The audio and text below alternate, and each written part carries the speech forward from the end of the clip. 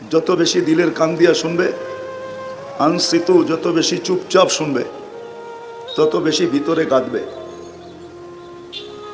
আমি নিয়ে যাইতেছি ওইদিকে, যা বুঝাইতে চাইতেছি। তো যত বেশি দিলের কানে শুনবো, আওয়াজহীন, চুপচাপ, নড়াচড়া কম করতে পারলে সবচেয়ে ভালো হয়, যেন নড়াচড়াও না হয়। তাইলে দিনই কথা দিলে গাথে, আর না হলে দিনই কথা দিলে গাঁথবে না। একদিন দেখা যাবে শোনার মাত্রা অনেক হবে, জানার মাত্রা অনেক হবে, শিখার মাত্রা অনেক হবে, কিন্তু আমলের মাত্রা দিন দিন কমতে থাকবে। আজকে আমার সমাজের এটাই সবচেয়ে বড় অবক্ষয়, যে জানে অনেক, সবাই বলে আমি জানি, শুনে অনেক, জানে অনেক, শিক্ষায় দীক্ষায় কেউ কম না, কিন্তু মানার দিক দিয়ে দেখলে দেখা যায় যে বড় কম। মানার দিক দিয়ে বিলকুল কতটুকু কম বলবো এটা বুঝতে পারতেছি না, মানার দিক দিয়ে অনেক কম। এই জন্য আমি আশা রাখবো যে সবাই দিলের কানে চুপচাপ শুনবো। হ্যাঁ, যখন আওয়াজের প্রয়োজন হবে, আওয়াজের প্রয়োজন যাদের কথায় হয়, ওইখানে তোমরা আওয়াজ করবে, আমার কোনো আপত্তি নেই, কিন্তু আমার কথায় কোনো আওয়াজ হবে না, বিলকুল চুপচাপ। তো আমি যেটা বুঝাইতেছিলাম, যে মুসলমানের ঘরে আমাদের অস্তিত্ব, আরেকটা শব্দ যোগ করা যায় যে আমরা উম্মতে মুহাম্মদী হিসাবে অস্তিত্ব নিলাম। দুনিয়া আখেরাতে পুরস্কারের অভাব নাই আমাদের জন্য। কোরআন তাকাইলে দেখা যায় এই উম্মতের জন্যই কোরআন, পুরাটা যেন এই উম্মতের প্রশংসায় ভরা, অঙ্গীকারে ভরা, ওয়াদায় ভরা। কিন্তু উম্মত হিসাবে অস্তিত্ব তো নিলাম, বড় বড় ওয়াদা তো আমাদের সাথে হলো। দু চারটা দেখাই, তারপরে আমার কথা বুঝে আসবে।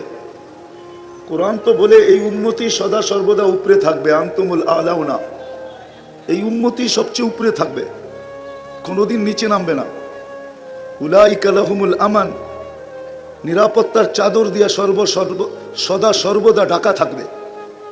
লাহুম রিজকুন কারীম, ক্লান্তিহীন পালবে আল্লাহ এই উম্মতকে, সম্মানের রিজিক দিবে, ক্লান্তিহীন পালবে। আরেক হাদিসের ভিতরে দেখলে তো দেখা যায় যে পাখির মতো পালার অঙ্গীকার, হায়াতান তাইয়্যিবা, সুখের জীবনের ওয়াদা আমাদের সাথে। ইন্নাল ইজ্জাতা লিল্লাহি ওয়া লিরাসূলিহি ওয়া লিল মুমিনিন, ইজ্জতের মালা আমাদের গলায় পরানো থাকবে। 5টা দেখাইলাম, আরো 5 ডজন দেখানো যায়, কিন্তু বাদ বলে একটা টিপলেই হয়। জ্ঞানী লোকরে ইশারা করলেই বলে যথেষ্ট হয়। আর যদি জ্ঞানী না হয় তো মিনারা দেখাইলো নাকি চিনে না। 14 তারিখে ফুল নিয়ে কারাকারি হয়, শুধু যুবকদের মাঝে না, যুবতীদের মাঝেও হয়। এমন না যে যুবতীরা একবারে দুধের দোয়া, তা না, মিন্নি এইখানেও পাওয়া যাবে। মিন্নি বোঝেন? মনে হয় বোঝে নাই। সলনায় ফাঁসায়া তারপরে জবা করে দেয়, এটা কুমিল্লায়ও পাওয়া যাবে। 14 তারিখে মেসেজ দেয় 20 জনকে, কিন্তু দাঁড়ায় থাকে একজন নিয়ে, 19 জনই দূরের থেকে খালি তাকায় থাকে। তারপরে মিলা স্লোগান বাহির করে, মিছিল বাহির করে, ছেক খাইলা আমার ভাই, আগেরটা বললাম না, আগেরটা ওরাই মিলায় নিবে না। 31st নাইট আমার দেশে যতটুকু উদযাপিত হয় আমি কোথাও দেখি নাই। দুনিয়ার তো কোনো মহাদেশ বাদ নাই, 7টাই তো দেখলাম, উন্নত দেশও তো বাদ নাই, কিন্তু 31st নাইট তো আমি আমার দেশের মতো দেখি নাই। যুবকদেরকে জিজ্ঞাসা করেন, ওদের তো নির্দিষ্ট জায়গা আছে, ওইখানেই লাফালাফি করে। আর এই দয়াপুরেরও এরকম কোনো বাড়ির ছাদ নাই যেখানে লাফালাফি না করে, না করে না। যে নেটে দেখা চুল কাটে ওর জন্য লাগাবো, যে নেটে দেখা সাজগোজ করে ওর জন্য লাগাবো, যাদের একটা বিষয় এরকম পাওয়া যায় না। রাগ হয়ে যাবেন বলবো, এইখানে ওলামা ছাড়া যারা আমরা আসি, যদিও বয়স অনেক হয়ে থাকে, একজনও তো হাত উঠাইতে পারবে না যার বিয়ের বয়স 40 বছর হয়ে গেছে, যে আমি যেদিন বিয়ে করছি আমি কোনো আলেমের কাছে যাই বলছি যে আমার বিয়ে পড়ানোর অনুষ্ঠানটা আল্লাহর রসুলের বিয়ে পড়ানোর অনুষ্ঠান যেরকম ছিল ওরকম আমি করতে চাই। যদি আলেম জিজ্ঞাসা করে কেন, বলছে কিয়ামতের দিন দুনিয়াতে দেখি আর না দেখি, কিয়ামতের দিন যখন দেখা হবে তখন যেন আমি আল্লাহর রসুলের কাছে হাত পাতার সুযোগ পাই যে আমার বিয়ে পড়ানোর অনুষ্ঠানটা আপনার আদর্শ মতো ছিল। শুনছি আপনি দয়ার নবী, কিনারাবিহীন দয়া, আপনার দয়ার সাগর, কিনারাবিহীন সাগর, আপনি উম্মতের জন্য চিৎকার দিতেছেন উম্মতি উম্মতি বইলা। যেখানে সমস্ত নবীরা নফসি নফসি বলতেছে, আপনি নিজের পরিবারকেও চাইতেছেন না, শুধু উম্মতি বলতেছেন আর দৌড়াইতেছেন আমাকে কি দিবেন দেন না। এই কথা বলে বিয়ের অনুষ্ঠান পড়ানোর অনুষ্ঠান হয়েছে, একজনও তো আমাকে হাত উঠে বলতে পারবে না, একজনও তো না। বলবেন বিয়ে তো আমি হুজুর দিয়েই পড়াইছি, পড়াইতে পারেন আপনি, নাইলে তো বুখারীর প্রথমে হাদিস আসতো না ইন্নামাল আমালু বিন্নিয়াত। আপনি যদি শব্দগুলো উচ্চারণ করতেন তাহলে তো সওয়াবের অধিকারী হইতেন, কালকে হাত পাততে পারতেন। এক যুবক আমাকে বলো যে ও একদিন চুল কাটছে এই নিয়তে আল্লাহর রসুলের আদর্শ মতো, যে আমি একবার চুল কাটছি আল্লাহর রসুলের আদর্শ মতো। এই কথা ভাবতে ভাবতে যে কিয়ামতের দিন যখন দেখা হবে তখন বলবো আমার কাছে কিছু নাই, আপনার উম্মত তো বটে কিন্তু আমার কাছে কিছু নাই, কিন্তু আমি জীবনে একদিন আপনার আদর্শে চুল কাটছিলাম, আপনি আমাকে কি দিবেন দেন না। এক যুবক হাত উঠাক। আল্লাহ যেন আমাকে বলতেছে আমি কার জন্য সৈন্য পাঠাবো, আমার সৈনিক কার জন্য পাঠাবো, আমি আবাবিলকে হুকুম কার জন্য দিব। আমি তো দিতে দেরি। হাতিকে যদি পাউডার বানাইতে পারে তাহলে ট্যাঙ্কেও আবাবিল পাউডার বানাইতে পারে না, পারে না? হ্যাঁ, আবাবিল কার বানানো, ট্যাঙ্ক কার বানানো, মানুষের বানানো। আল্লাহটা পাওয়ারফুল না মানুষেরটা পাওয়ারফুল? এখনকার আবাবিলের কি পাঞ্জা নাই? পাঞ্জা বোঝেন তো? পাঞ্জা আবাবিল চিনেন না? চিনেন না? চড়াই পাখির থেকে কত ছোট। হজে গেছেন? হজে গেছেন? রাত্রে দেখবেন মক্কার উপরে ছোট ছোট পাখি ঘুরতে থাকে বাইতুল্লাহ চতুর্দিক দিয়া, এটাই আবাবিল। আবাবিল তো আছে, মশা তো আছে, নমরুদকে তো আল্লাহ মশা দিয়ে ধ্বংস করলেন। বাতাসের ফেরেশতা তো আছে। আপনারা তো চিৎকারের কাহিনী দেখেন নাই, জানো নাই, দেখেন নাই, কোত্থেকে দেখবেন? যান আমার থেকে অ্যাড্রেস নিয়ে যান। আমি তো দেখে আসছি যাদেরকে চিৎকার দিয়ে আল্লাহ ধ্বংস করছেন ওদের ঘরগুলো এখনো রাখা আছে। আমারও মাথায় ধরে না যে পাহাড় খচিত করে এরকম ঘর বানাইলো তো বানাইলো কি করে, এরকম বেডরুম সাজাইলো তো সাজাইলো কি করে, পাহাড় খচিত করে। ইয়ান হিতুনা মিনাল জিবালি বুয়ুতা। বাতাসের ফেরেশতা তো এখনো আছে, মরা যায় নাই। কমে আতকে আল্লাহ ধ্বংস করছে, মাথার খুলি তো এখনো রাখা আছে। আমি 15 থেকে 16 বছর আগে দেখে আসছি 6 ফিটের মানুষ একটা এদিকে দাঁড়াবে একটা এদিকে দাঁড়াবে, একজন আরেকজনকে পরিপূর্ণ দেখবে না, এখনো রাখা আছে। আমি তো চোখে দেখে বলতেছি আপনাদেরকে। কিন্তু আল্লাহ বাতাসের ফেরেশতা তো হুকুম দেয় না। ডেড সি তো জিবরিল আলাইহিস সালামই বানাইছেন ওনার পরের খোঁচা দিয়া। ডেড সি অর্ধেক হলো ইসরায়েলের ভিতরে, অর্ধেক জর্ডানের ভিতরে। 5 কিলোমিটার চওড়া, 100 কিলোমিটার লম্বা। 2.5 কিলোমিটার চওড়া, 100 কিলোমিটার লম্বা হলো ইসরায়েলের আন্ডারে। 2.5 কিলোমিটার চওড়া, 100 কিলোমিটার লম্বা হলো জর্ডানের আন্ডারে। এটা তো জিবরিল আলাইহিস সালামই খোঁচা দিয়া বানাইছেন। ওনার তো এখন ওহী আনতেও হয় না, ওহির বাহক তো আর উনি এখন না, এখন তো উনি রিটায়ার্ড। তো উনি এত বড় ডানা নিয়ে ওড়েন কেন? যাই আরেকটা খোঁচা দিলেই তো পারেন, ঠিক না? কি আমার কথা যুক্তি বুঝে আসে না? কিন্তু আল্লাহ বলে আমি করব তো করব কার জন্য? চাও বটে কিন্তু তোমার 24 ঘন্টা তো গায়ের আদর্শে তুমি আদর্শবান হইয়া আমার কাছে আবেদন করো তো বটে, কিন্তু তো তুমি আমার মাহবুবের আদর্শকে তো আদর্শ বানাও নাই। দয়াপুরের ওলামা মানবে কি মানবে না আমি জানি না। আল্লাহ তো নিজের আদর্শের কথা বলছিলেন বটে, আতিউল্লাহ বলছিলেন বটে, কিন্তু যখন প্রশ্ন উঠে গেছে তখন মনে হয় এটাকে আল্লাহ সরায় নিয়ে গেছেন। প্রথম বলছিলেন আতিউল্লাহ আমার মত মতো চলো, কিন্তু প্রশ্ন উঠে গেছে আপনাকে তো চোখে দেখা যায় না, লা তারাকাল উয়ুন ওয়ালা তুখালিতুকাদ দুনুন, আপনাকে তো ধ্যান ধারণে আনা যায় না, ওয়ালা ইয়াসিফুকাল ওয়াসিফুন, আপনাকে তো বর্ণনা দিয়ে শেষ করা যায় না। আপনার মন মতো চলবো তো চলবো কি করে, আপনার কথা মতো চলবো তো চলবো কি করে? তখনই আল্লাহ বলছে আতিউর রাসূল মান আতা আর রাসূল ফাকাদ আতা আল্লাহ। তাইলে আমার বন্ধুর আদর্শ মতো চলো, আমার বন্ধুর আদর্শ মতো চলো। আল্লাহ যেন আমাকে বলে আমি কার জন্য পাঠাবো। বলো আমাকে। তো মেরে দোস্ত, আমার কথা শুরু এটাই ছিল যে উম্মতে মুহাম্মদী হিসাবে অস্তিত্ব তো নিলাম বটে, আল্লাহর কুদরতি হাত দ্বারা সিলেকশন হলাম তো হলাম, সিলেক্টেড হলাম তো হলাম, নির্বাচিত হলাম তো হলাম। কোরআন তো আমাদের প্রশংসায় ভরা। এমন কোনো নবী আসে নাই যে এই উম্মতের প্রশংসা করেন নাই, এমন কোনো কিতাব আসে নাই যে এই কিতাবের ভিতরে আমাদের কথা লেখা না ছিল, এমন কোনো উম্মত দুনিয়াতে আসে নাই যারা আমাদেরকে না চিনত। সমস্ত উম্মত এই উম্মত আমার উম্মতে মুহাম্মদীকে চিনত, নাহলে বদায় নেহায় কেন আসবে ফাতারা দা তাওরাত। মুসা আলাইহিস সালাম তো কিতাবই সরায় দিয়া বসে উম্মত বানায় দেন না। কিতাব উঠাইলেই দেখি উম্মতে মুহাম্মদী, উঠাইলেই দেখি উম্মতে মুহাম্মদী, উঠাইলেই দেখি উম্মতে মুহাম্মদী। ওই মর্যাদাশালী উম্মত তো বানাইছিলেন, নাহলে দানিয়াল আলাইহিস সালাম 2500 বছর অপেক্ষা করবে কেন? উঠান, বদায় নেহায় লেখা আছে, তাহকিক আপনারা করে নেন। আঙ্গুল উঠাইলে ইবনে কাসিরের উপরে উঠাইতে হবে, আমার উপরে কেন উঠাবেন? দানিয়াল আলাইহিস সালাম তো 2500 বছর অপেক্ষা করলো শুধু উম্মতে মুহাম্মদীর হাতের ছোঁয়ায় দাফন আর কাফন পাওয়ার জন্য। আল্লাহর রাসূল তো সুসংবাদ দিবেন, সাতাজিদুনা দানিয়াল সাতুফতাহ তুস্তার, একদিন ইরাক স্বাধীন হবে, তোমরা দানিয়াল আলাইহিস সালামকে পাবে, উনি তোমাদের হাতের কাফন দাফন পাওয়ার জন্য অপেক্ষা করতেছে।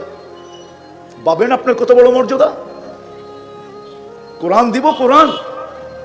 হায় হায়, আজকে উম্মত মুসলমানের ঘরে জন্ম নিছে বটে, কিন্তু ইসলামের রং মুসলমানের উপরে নাই। উম্মতে মুহাম্মদী বটে, কিন্তু উম্মতে মুহাম্মদীর ইসলাম মুহাম্মদ সাল্লাল্লাহু আলাইহি ওয়াসাল্লাম কালচার থেকে উম্মত বহু দূরে।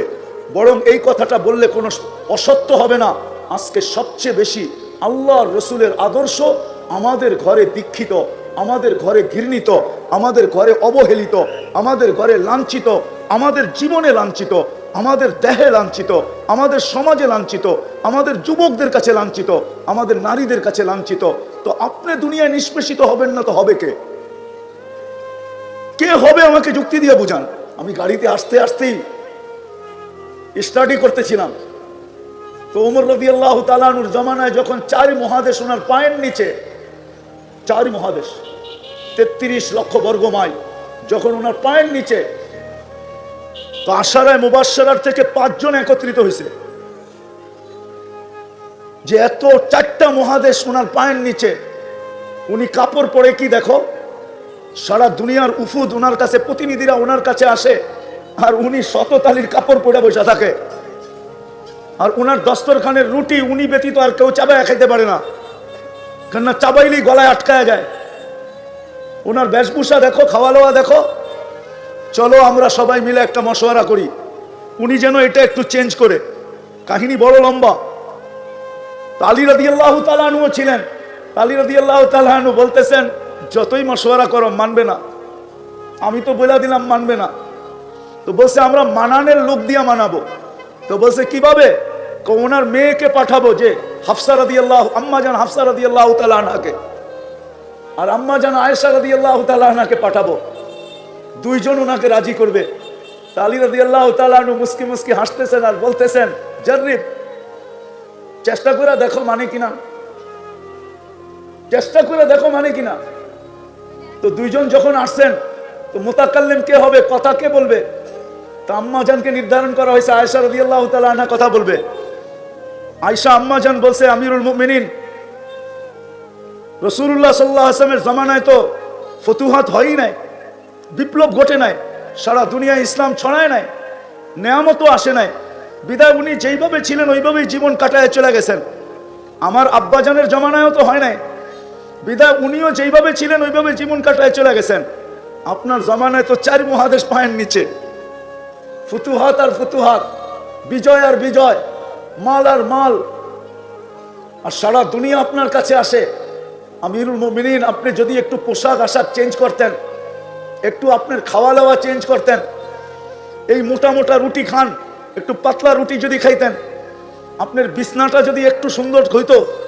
তো আমিরুল মুমিনিন আয়েশা জিজ্ঞাসা করতেছে যে তোমাদেরকে কে পাঠাইছে আগে বলো। কয় যদি অভয় দেন তাইলে বলতে পারি। তা আমিরুল মুমিনিন বলতেছে, অভয় না, আমি যদি জানতে পারি যে কে পাঠাইছে তাইলে মারতে মারতে মারতে মারতে লহু লাহান করে দিব, রক্ত বাহির করে দিব। তারপরে গর্জন দিয়া বলতেছিলেন নিজের মেয়েকে, লম্বা কাহিনী, যে তুমি বলো আল্লাহর রসুলের জীবন কিরকম ছিল। তারপরে উনি বলতেছেন, দেখো 3 জন লোক বন্ধু ছিল, প্রথম জন তার গন্তব্যে পৌঁছে গেছে, দ্বিতীয় জন তার গন্তব্যে, তার নকশে কদমে চলে গন্তব্যে পৌঁছে গেছে, আমি তৃতীয় রয়ে গেছি।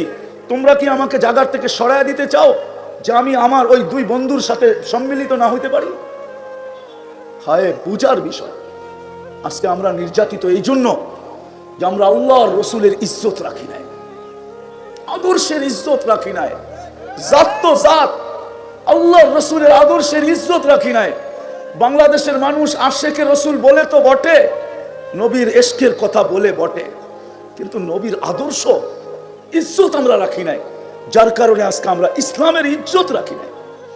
আমি তো বড় দূর থেকে টাইনা চিত্র আপনাদের সামনে তুলে ধরতে চাইলাম যে ডেলি 32 বার আশ্রয় চাই, অথচ উনি বলে আমি গফুরুর রহিম, অথচ উনি বলে তোমরা চাইতে দেরি, আমি দিতে দেরি করব না। ডেলি 32 বার তো চাই, আবেদন তো করি, কখনো একা করি, কখনো ইমামের মাধ্যমে করি, কখনো এখানে বৈশা করি, কখনো বাইতুল্লাহ স্বয়ং ওনার ঘরে যায়া করি, কখনো মদিনা মুনাওয়ারায় যায়া করি। সব জায়গায় তো মুসলমান আবেদন করতেছে বাঁচান, কিন্তু আর তারপরও নির্যাতিত কেন? আল্লাহ আমাকে এটাই বোঝায় যে আমি বাঁচাবো তো বাঁচাবো কি করে? তোমরা আমার ইজ্জত রাখলা তো রাখলা কতটুকু? তোমরা তো ইসলামের ইজ্জত রাখো না, সত্য এটাই। এই জন্য আমাদের কাছে তো ইসলামের মহত্ব নাই, গুরুত্ব নাই।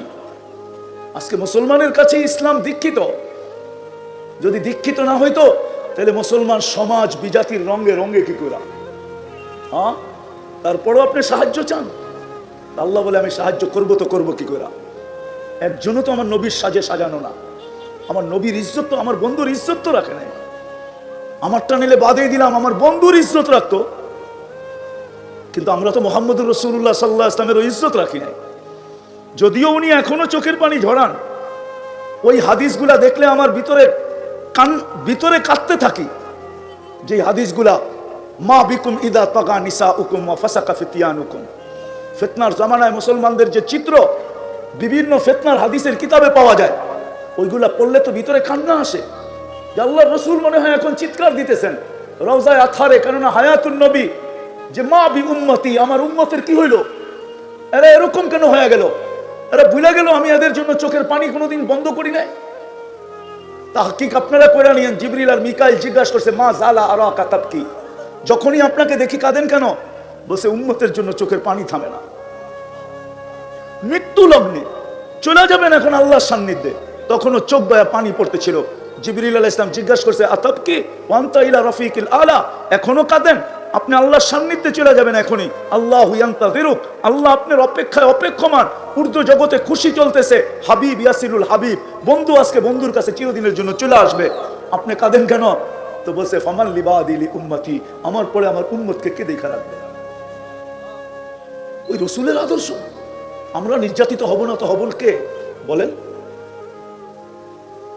আবুল সামরকান্দি রহমতুল্লাহ আলাইহি লেখছেন যে আল্লাহর রাসূল কবর থেকে যখন উঠবেন তখনও চোখে পানি থাকবে, ওয়াহুয়া ইয়াবকি, একদিকে চোখে কান্না থাকবে, মুখে বলতে থাকবে আইনা উম্মতি আইনা উম্মতি ইয়া জিবরিল, জিবরিল আমার উম্মত কোথায়? যেদিকে তাকাই ওদিকে তো খালি দেখা যায়, ধুধু মাঠ, আমার উম্মত কোথায়? তো জিবরিল বলবে মা শাক্কাল আরদা আহাদুন ইল্লা আনতা, আপনি ব্যতীত জমিনের উপরে কাউকে উঠানো হয় না। আমি তো জানি না আমাদের ভিতরে দিল আছে না পাথর আছে, এখন পর্যন্ত কাউকে উঠানো হয় না। আপনি অস্থির হয়েন না, আপনি চিন্তিত হয়েন না, উম্মত ওঠে নাই। আমার সমাজের মানুষ তো পাওয়া যায় যে ইউনিয়ন পরিষদের একটা চেয়ারের জন্য নিজের তাজা রক্ত ঢাইলা দিতে দ্বিধা করে না, স্ত্রীকে বিধবা করতে দ্বিধা করে না, বাচ্চাদেরকে এতিম করতে দ্বিধা করে না, মা বাবার বুক খালি করতে দ্বিধা করে না। আমাদের নবীজিকে তো কিয়ামতের দিন মাকামে মাহমুদ দিবেন। চীনের মাকামে মাহমুদ কি জিনিস? শুধু তো এটাই পড়ি ফাতাহাজ্জাত বিহি নাফিলাতাল লাক আসা আইয়াব আসাকা রাব্বুকা মাকামান মাহমুদা। কোনদিন তো মাকামে মাহমুদে ডুব দিয়া দেখি না যে মাকামে মাহমুদ জিনিসটা কি, এটা কোন চেয়ার। কিন্তু আল্লাহ রসুলকে তো নিয়ে যাওয়া হবে, উনি তো এখানে বসবেন না, উনি তো হাত রেখে দাঁড়ায় থাকবেন। আল্লাহ বলবে বন্ধু বসেন, আল্লাহ জানেন, বলবে যে 3 জায়গায় ছুটাছুটি করবে ও বসে তো বসে কি করে? আর আপনি কি করতে চাইতেছেন? আমাকে বসায় দিয়ে উম্মতকে পার করায় দিবেন? আমি বসবো না, কি করবেন? 3 জায়গায় ছুটবো, হাউজে কাউসারে যাব, ওয়াদা দিয়ে আসছি উম্মতকে, মাওয়াইদুকুমুল হাউজ, তোমাদের সাথে হাউজে সাক্ষাৎ হবে। আমি নিজের হাতে উম্মতকে পানি পান করাবো হাউজে কাউসার, যেটা পান করার পরে আর কোনোদিন পিপাসা আসবে না। আল্লাহ রসুল পান করায় দিবে আর বলবে ইশরাব লা তাজমান বাদাহা আবাদা, পান কর, কোনোদিন আর পিপাসা তোর কাছে আসবে না। আমি ওইখানে পানি পান করাবো, তারপরে মিজানের কাছে ছুটবো।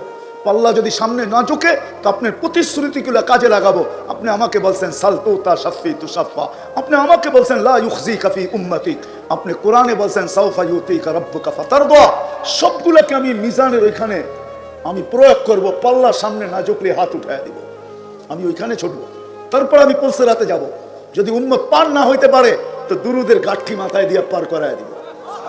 আমি 3 জায়গায় ছুটবো আর চিৎকার দিতে থাকবো উম্মতি উম্মতি উম্মতি।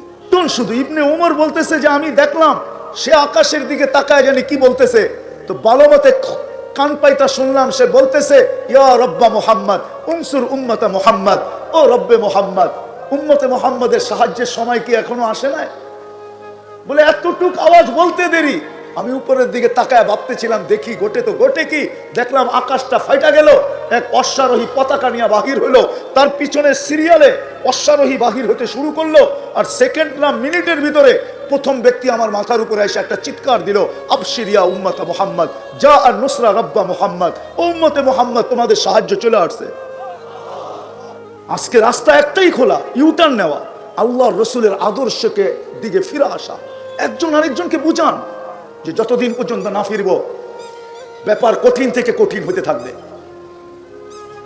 দ্বিতীয়, আল্লাহ এটাই চান, নাহলে হাদিসে কুদসিতে কেন বলবে ইনতাবু ফাআনা হাবিবুহুম, তওবা করতে দেরি, ইউটার্ন নিতে দেরি, আমাকে বন্ধু হিসাবে পাইতে দেরি হবে না।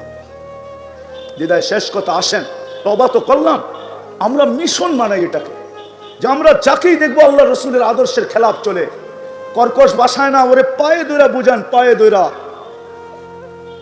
এই উম্মত বড় দামি উম্মত, কোরআন ইঙ্গিত দেয় এদিকে, সুহাদা আলান নাস, কিয়ামতের দিন এই উম্মতকে আল্লাহ নিজের পক্ষে নিজের পাশে আল্লাহ দাঁড় করাবে।